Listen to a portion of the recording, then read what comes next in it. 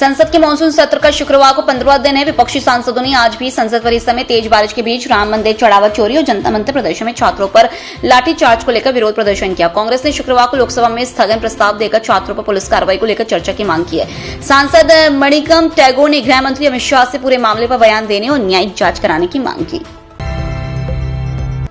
करीब 40 साल पुराने बोफोर्स घोटाले पर सुप्रीम कोर्ट ने गुरुवार को आखिरी याचिका भी खारिज कर दी।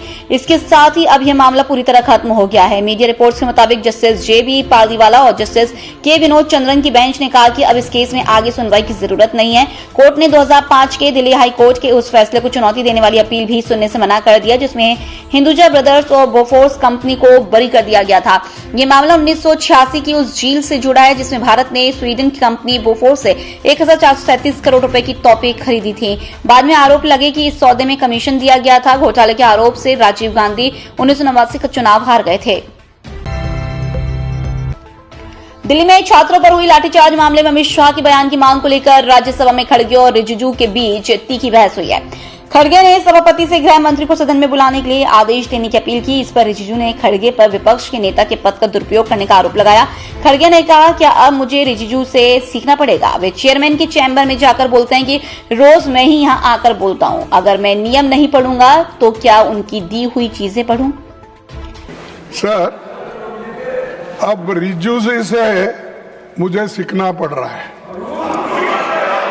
अरे रूल मैं भी ले रहा हूं ना, और आपके चेंबर में आके बोलते हैं, रोज वही लिख के आकर पढ़ते हैं।